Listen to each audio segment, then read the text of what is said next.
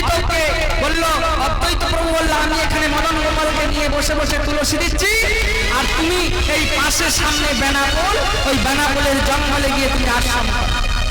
এই যে বাবা আজকে একটা ঝোড় বনে বসেছিল, আজ থেকে বিগত 30 বছর পেছনের কথা বলছি, মা এত কেউ ভক্ত আসতনি। আজকে সেই বেনাপোলের জঙ্গলে গিয়ে একটি ছোট পাথর কুটির, পাতার কুটির করে একটি তুলসী মঞ্চ রোপণ করে আর বসে বসে কি করতে লাগলো, হরে কৃষ্ণ হরে কৃষ্ণ কৃষ্ণ কৃষ্ণ হরে হরে হরে হরে রাম রাম হরে কৃষ্ণ কৃষ্ণ কৃষ্ণ হরে হরে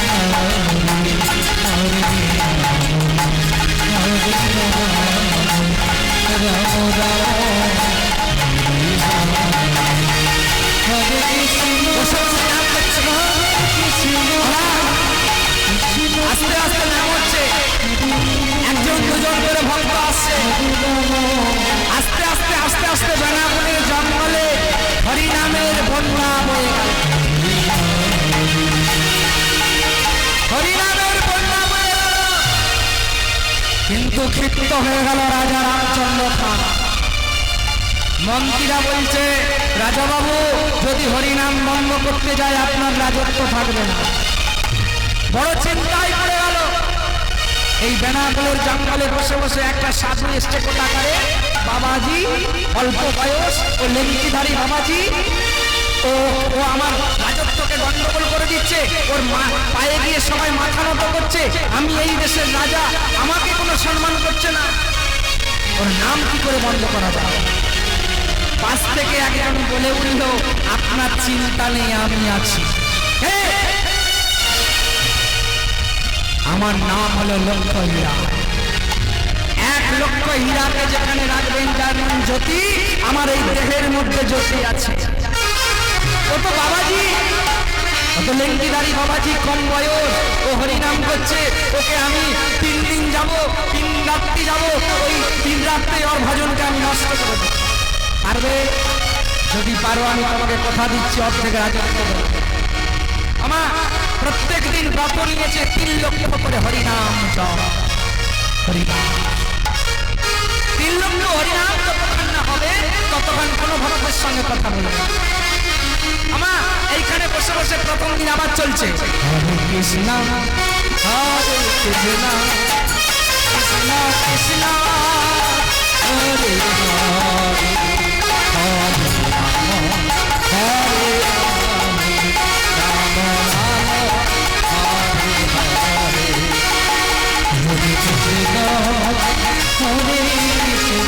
বসে বসে চলছে, কৃষ্ণ হরে হরে হরে রাম রাম হরে কৃষ্ণ। আমার চিন্তা করছে, লক্ষ হীরা এত ভক্ত আছে, এখন তো বাবাজির কাছে যাওয়া যাবে না, সবাই চলে গেলে আমি সন্ধ্যেবেলা যাব। সন্ধ্যেবেলা যখন নাম করছে হরিদাস ঠাকুর, আমার লক্ষ হীরা এসেছে, লক্ষ হীরাকে লক্ষ্য করে হরিদাস ঠাকুর হাত নেড়ে বলছে বসো। যখনই হাতটা নেড়ে মা বসতে বলেছে, লক্ষ হীরা হাসতে হাসতে বলছে, লেঙ্গিধারী বাবাজি, আরে কত যোগী ঋষি মুনি আমার রূপ থেকে পাগল হয়ে গেছে, আর তুমি তো আজকের দিনের বাবাজি, তুমি তো কম বয়সী বাবাজি, তোমার লেঙ্গিধারী বাবাজি, তোমাকে আমার রূপের অহংকার দেখাতে কতক্ষণ সময়। ওমা বসে বসে হরিদাস ঠাকুর নাম করছে আর লক্ষ হীরা শ্রবণ করছে। বাবা প্রথমেই কীর্তনে নববীরা ভক্তির মধ্যে বলেছে শ্রবণ শ্রবণ, তারপরেই বলছে কীর্তন। এই যে 1.5 মাস কীর্তন হচ্ছে, আপনারা এখন শুনে যাচ্ছেন, দেখবেন অনেক মায়েরা বাবারা আছে, রাত্রে যখন ঘুমাচ্ছেন মনে হচ্ছে সুরগুলো কানে বাজছে, হয়নি মা?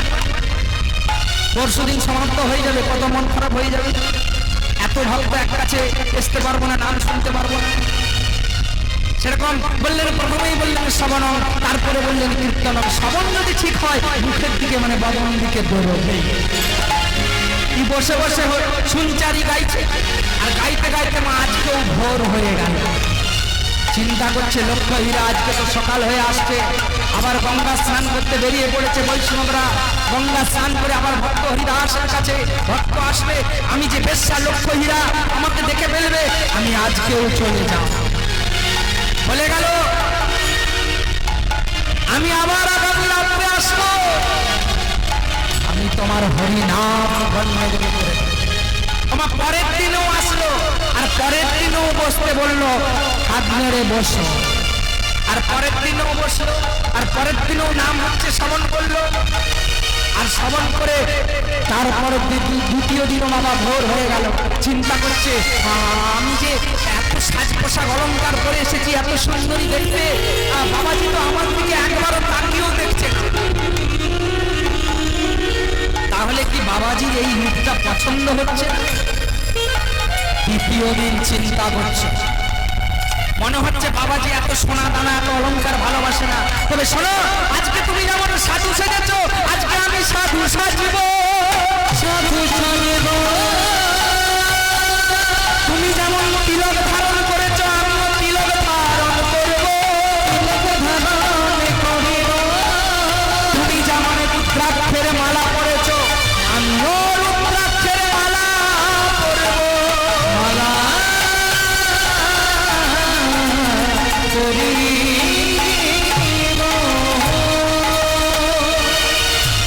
সেদিনে লক্ষ্য হীরা কি করলো, লাল পেড়া সাদা শাড়ি পরল মা, হাতে দ্বাদশ তিলক করলেন, সর্বায় অঙ্গে গলায় রুদ্রাক্ষের মালা এবং তুলসীর মালা করলেন, হাতে জপের মালা নিলেন, আর নিয়ে গিয়ে দাঁড়িয়েছে আমার হরিদাস ঠাকুরের কাছে। আর ওই হরিদাস ঠাকুর গাইতে গাইতে বলছে, আজকেও বলছে বসো, হরে কৃষ্ণ হরে কৃষ্ণ কৃষ্ণ কৃষ্ণ হরে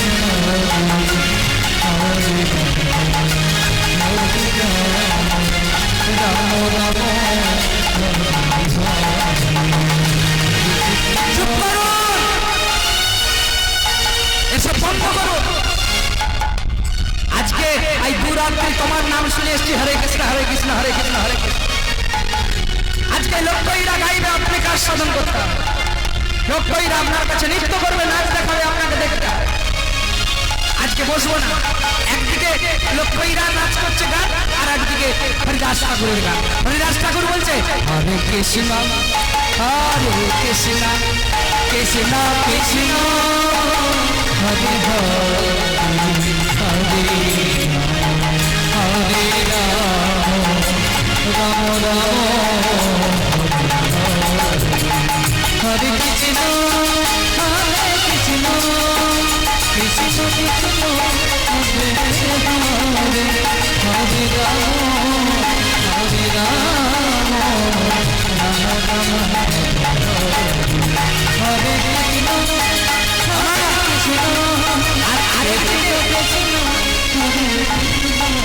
আরেকদিকে লক্ষ্য হীরা বলছে, আরে বাজুবালা মাহারে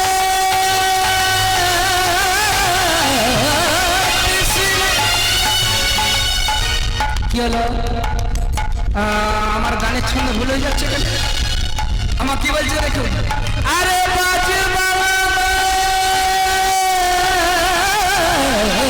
হরে কৃষ্ণ।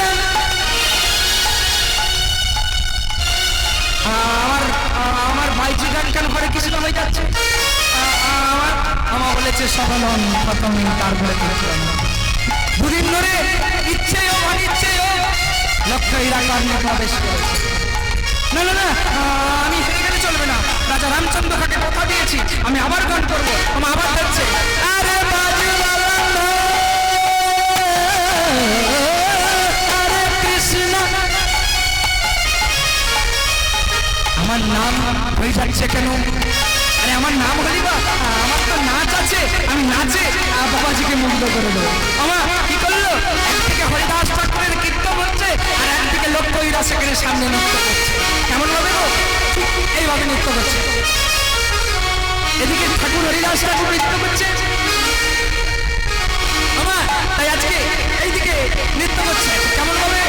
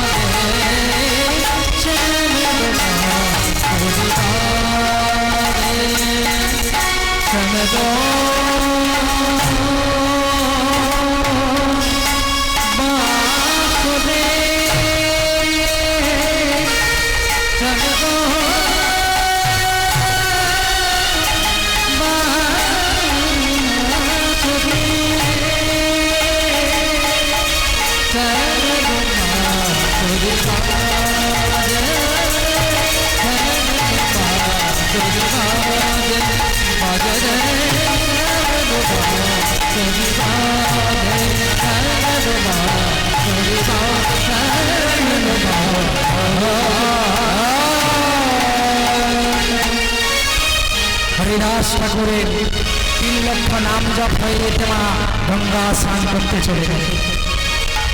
গঙ্গা স্নান করে এসেছে আর এদিকে লক্ষ্মীরার দশা কেমন? লক্ষ্মীরা তুলসী মঞ্চ পরিক্রমা করে বদনে বলছে হরে কৃষ্ণ হরে কৃষ্ণ কৃষ্ণ কৃষ্ণ হরে হরে হরে হরে হরে রাম হরে রাম হরে হরে হরে হরে। চতুর্দিকটা ঘুরছে। হরিদাস ঠাকুর এসে বলছে মা তুমি 3 দিন আমার কাছে এসেছো, আমি তোমার সঙ্গে কথা বলতে পারি না। কি করে বলবো বলো? আমি যে 3 লক্ষ কৃষ্ণ নামের ব্রত করেছি, আমি 3 লক্ষ নাম যতক্ষণ না আমার শেষ হয় আমি কারোর সাথে কথা বলবো না। বলো মা বলো বলো, তুমি আজকে 3 দিন আমার কাছে আসছো, 3 রাত থেকে আজ কি জন্য আসছো? লক্ষ্মীরা চরণ তলে পড়ে গিয়ে বলছে ঠাকুর আমি আজকে যে মনোভাব নিয়ে 2 রাত্রি এসেছিলাম, আমি আজকে সেই অমনোভাব নিয়ে আসি না।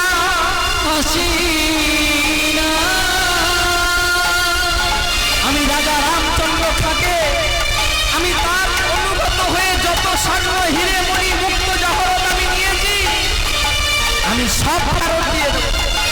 আর সব ফেরত দিয়ে এত হরি নামে আনন্দ, এত কৃষ্ণ নামে আনন্দ, এত আনন্দ আগে কখনো পাইনি।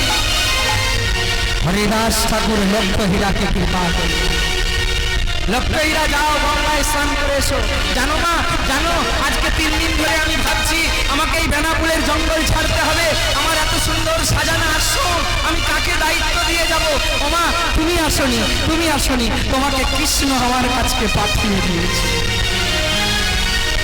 স্নান করে আসলো, স্নান করে এসে দীক্ষা মন্ত্র দিয়ে এই হরি নামের কৃষ্ণ নামের মালাটাকে দিয়ে বলল তুমি এই মালাটা হাতে না, এই লক্ষাধিক হরি নামের মালা তুমি প্রত্যেকদিন 3 লক্ষ করে জপ করবে আর এই বেনাপুরের জঙ্গল হয়ে যাবে বনগা বেনাপুর বাবা উত্তর 24 পরগনা বাংলাদেশের। সেই আশ্রমে আজও লক্ষ লক্ষ ভক্ত যাচ্ছে দর্শন করতে বেশ্যা লক্ষ্মীরাকে। আর লক্ষ্মীরাকে কৃপা করে হরিদাস ঠাকুর বলে গেল শোনো বেশ্যা লক্ষ্মীরা, তোমাকে লক্ষ লক্ষ ভক্ত কৃপা করবে, ভক্ত এসে দর্শন করবে, আমি তোমাকে আশীর্বাদ করলাম তুমি আমার কৃষ্ণ নাম করো, তুমি নামকে নামই করো। ওখান থেকে চলে গেল বাবা ফুলিয়া। ওই ফুলিয়াতে গিয়ে আবার একটা ছোট পাথর কুটির তৈরি করে হরিনাম আশ্রম করতে লাগলেন, হরিনাম প্রচার করতে লাগলেন।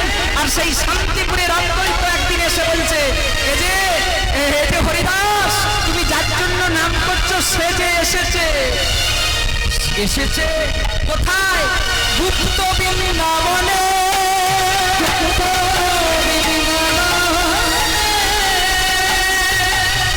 হরিদাস বলছে সে যে অনেক দূর, বৃন্দাবন যেতে গেলে অনেক দূর, অত কি করে যাব, কি করে সবাই হবে?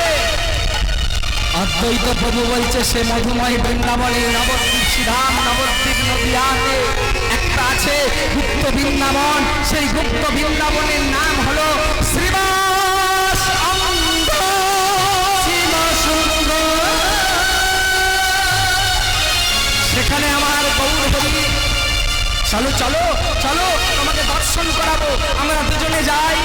আমা যাই হোক, এই বেনাপোলের সাধু সঙ্গ, শাস্ত্র বলল সাধু সঙ্গ, সাধু সঙ্গ সর্বশাস্ত্রে সাধু সঙ্গ লওয়া মাত্র সর্ব সিদ্ধি লাভ।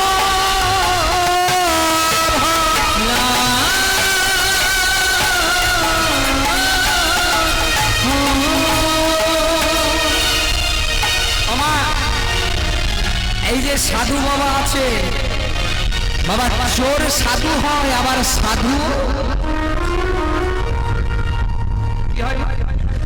চোর হয়। চোরকে সাধু করা যায়, কারণ চোর ভাগবত শুনতে গিয়ে শুনেছিল বলে সে কিন্তু সাধু হয়েছিল, সে মুক্তি পেয়ে গেল। বাবা কালী ঠাকুর নয়, বাবা পালিরা, এটা বড় বাবা ছায়া। আবার সাধুকেও চোর করা যায়, বাবাকেও চোর করা যায়। আজকে সাধুর গল্প সঞ্চিত হবে, ভক্ত হরিদাস তো সাধু নামকরণ করেছে। তো বাবা এখানে বসে বসে সাধু জপ করছে হরিদাস ঠাকুর। কেমন দেখুন, সাধুকে চোর হচ্ছে, চোরকে আবার সাধু করছে, সাধু চোরকে সাধু করছে।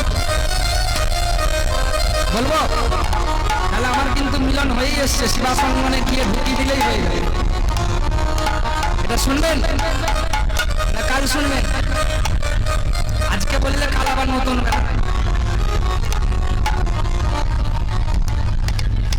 হরি বল, হরি বল, হরি বল। আমা এখন কি করেছে জানেন? 12 জন সাধু চোর, তারা চুরি করতে যাচ্ছে প্রতিদিন। এখন চুরি করতে করতে করতে করতে বাবা তাদের এমন পাপ হয়ে গেছে, মা সে মহাপাপে লিপ্ত হয়ে গেছে, তারা মুক্তি কি করে পাবে? তো এখন সাধু ওই হরি বল চোর 12 জন চুরি করছে, করতে করতে একজনের এখন শরীর খারাপ হয়ে গেছে, একজনের শরীর খারাপ হয়ে গেছে।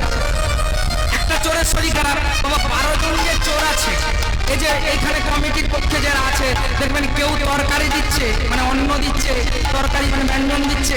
বাবা যে যার ডিপার্টমেন্ট আছে, কেন বলে যে তুই তরকারিটা দিবি, তুই ভাতটা দিবি, তুই ডালটা দিবি, কেন বলে মা?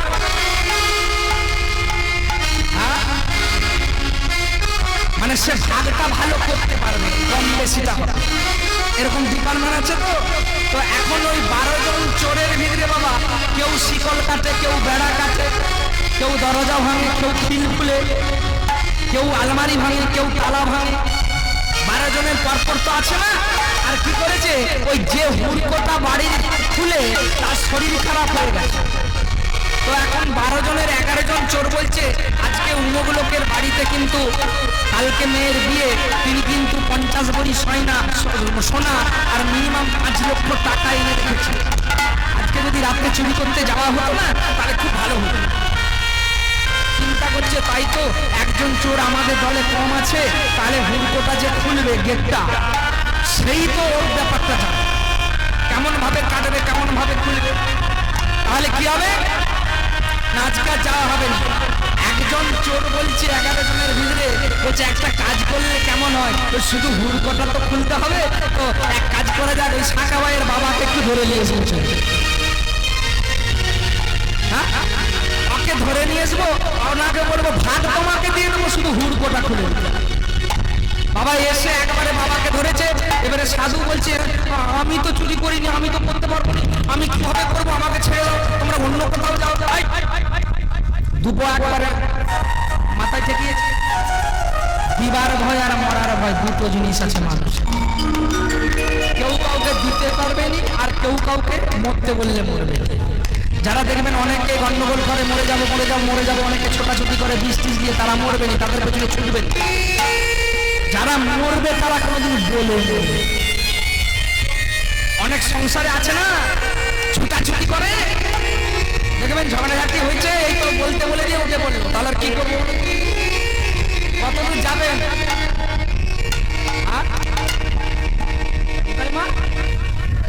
হাসপাতাল, এই হরিনাম শুনে হসপিটাল হয়ে আসছে, হয়ে আসছে, হয়ে আসছে। 5 মিনিট।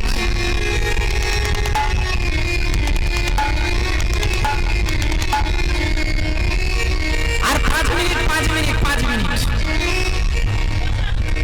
5 মিনিট। 5টা বাজেনি এখনো, 5 মিনিট বাকি আছে। আমি 5টাই ছেড়ে দেবো বলেছি। তো যাই হোক, মামা এসে পিস্তল ধরেছে, বাবা তো ভয়ে থরথর করছে। বাবা বলছে যা হবে হবে, এখন মরাচ্ছে, হুড়কো খুলে দিয়ে ভালো। তো 11 জনের চোরের সঙ্গে বাবা বউ গেছে।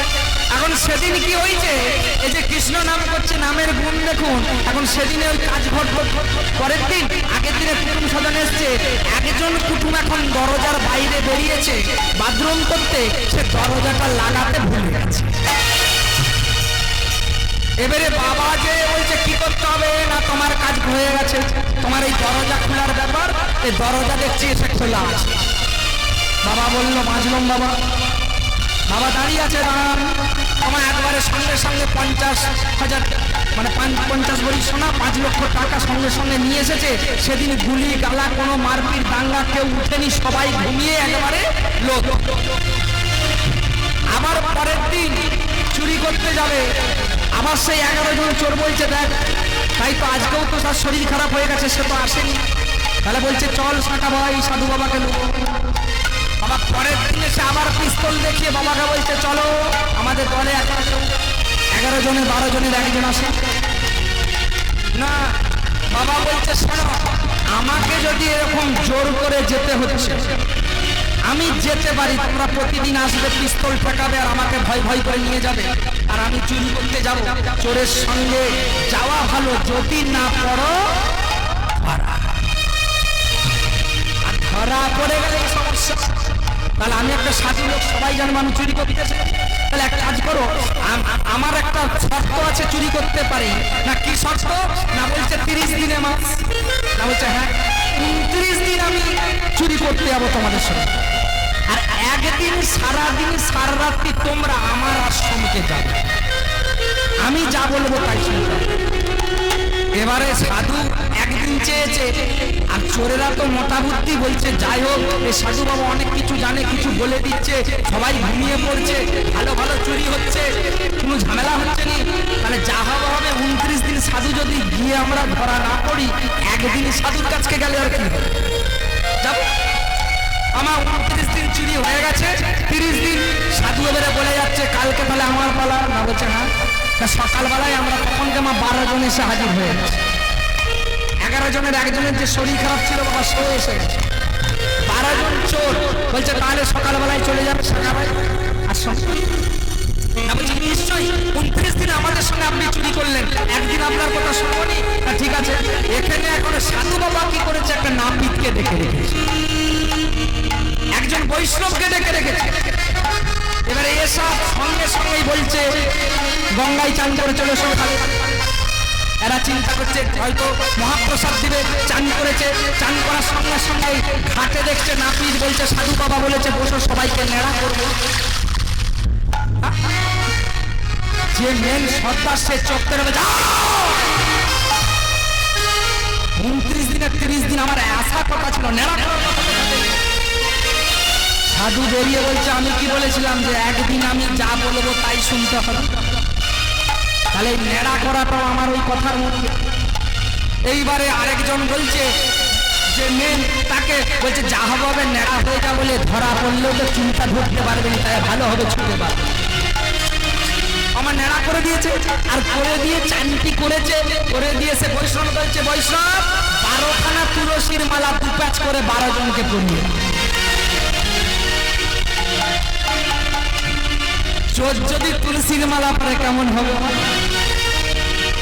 ইয়ার মুখের দিকে দেখছে, উয়ার মুখের দিকে দেখছে। আর এই যে ফুলের মালা দিতে এসেছিল বলরাম বাবু, তাকে বলছে সবারই 10 দিকে 12 তিলক করে দাও।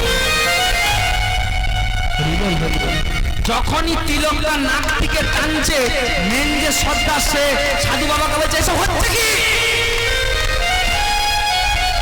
সাধু বাবা বলছে 29 দিন আমাকে নিয়ে কি হচ্ছিল, আমার তো আজকে পালা। আমার যখনই দ্বাদশ তিলক করে দিয়েছে আর করে দিয়ে নিজেরা নিজেদিকে দেখছে কেমন লাগছে। তারা চুরি করতে গেলে তো পোড়া মন্দির মেখে যায় তো ধরতে না, আর এখানে কি সুন্দর শরীরে চান করে নেড়া করে গলায় তুলসীর মালা দিয়ে দাদার সঙ্গে তিলক করে দিয়েছে। তারা ভাবের উদয় হয়েছে, আর উদয় হয়ে এবারে বাবা বলছে আমি জেঠি বলবো বলো। এবারে 12 জনকে লাইন দিয়ে বসিয়ে দিয়ে বলছে বলো হরে কৃষ্ণ। হবে নাকি শেষকাল জীবন? হবে? তাহলে জোর করে হবে। হরে কৃষ্ণ হরে কৃষ্ণ কৃষ্ণ হরে হরে রাম হরে রাম রাম রাম হরে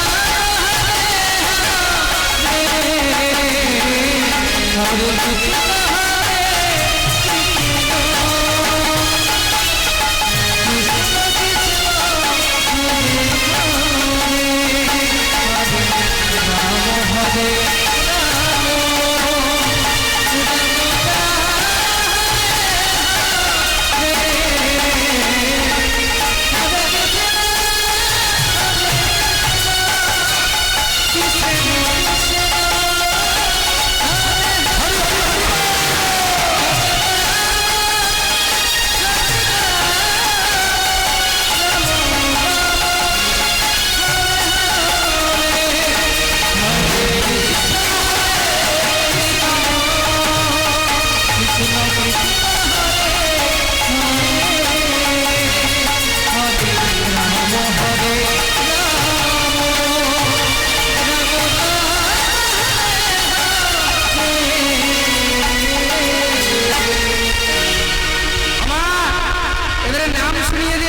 গলায় মালা দিয়ে নাম করিয়ে দিয়েছে।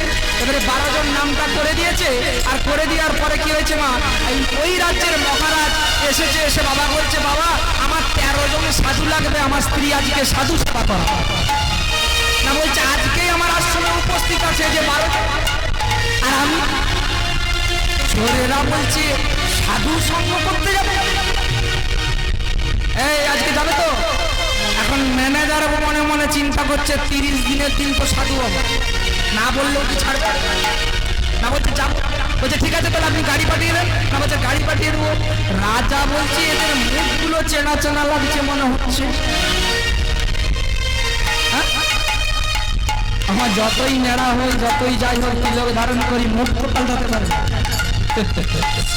যাই হোক না, 13 জনের সঙ্গে সাধু বাবা আর 12 জনকে নিয়ে গেলেন, আর যাওয়ার সঙ্গে সঙ্গে 13টা সোনার থালা, 13টা সোনার গাড়ু, আর 13টা ভিঙ্গারে গাড়ুতে জল নিয়ে, আর ওই রানী মায়ের সে পাটা ধুইয়ে দিবে। এবারে 13 জন পরপর আছে, আর মহারাজের চরণটা প্রথম ধোয়াতে যাবে। মহারাজ বলছে দাঁড়ান দাঁড়ান দাঁড়ান, আরে আগে আমার চরণটা নয়, আগে ওই সর্দার, আমার থেকে বড় মহারাজ, ওই সর্দারের আগে পাঁচ চরণটা ধুইয়ে দেবে। আমার সর্দার তো কালো সম্মা চোরা। হ্যাঁ, এবারে রানীমা তো জানেনি 12 জন চোর, রানীমা সাধু সঙ্গ করছে। আমার আস্তে আস্তে গিয়ে আর পাত্রটি দিয়ে বড় চোরের কাছে গিয়ে বলছে বলে দাও গো তোরা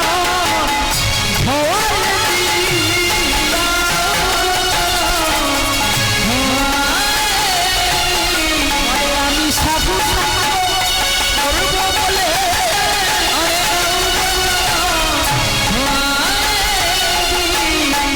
আমার চোর একবার করে পা বাড়াচ্ছে আর একবার করে টানছে, একবার করে বাড়াচ্ছে একবার করে।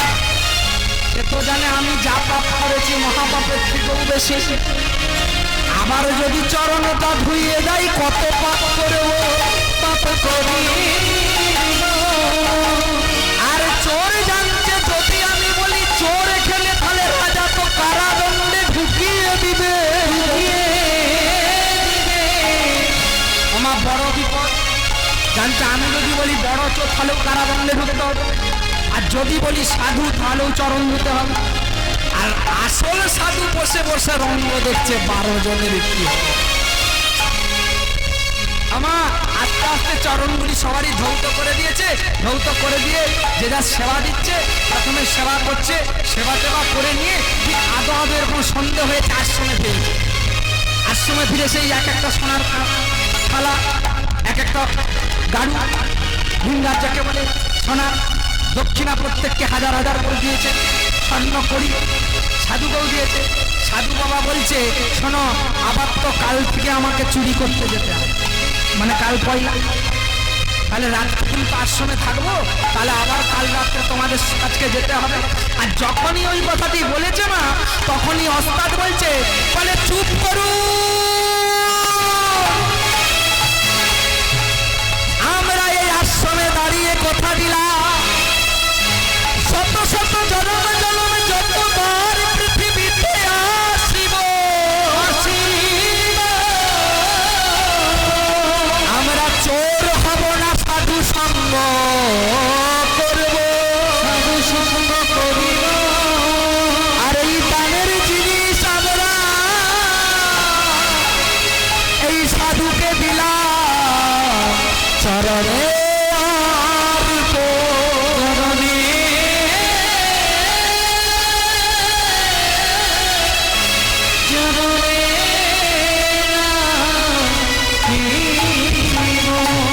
বলে দাও গো আমার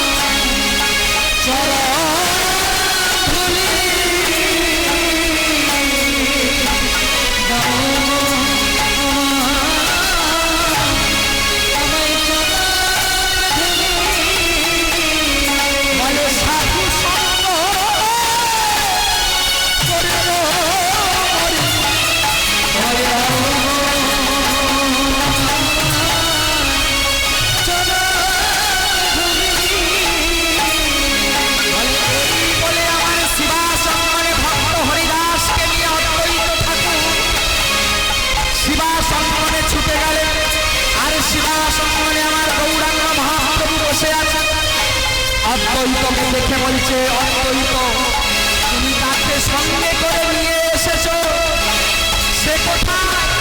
না বলছে প্রভু সে আসবে না।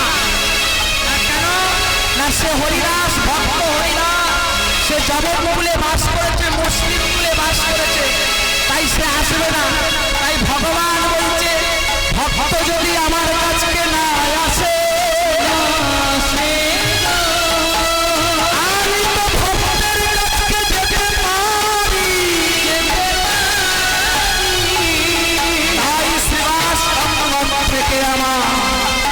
ছুটতে ছুটতে আমার হরিদাসের কাছে চলেছে।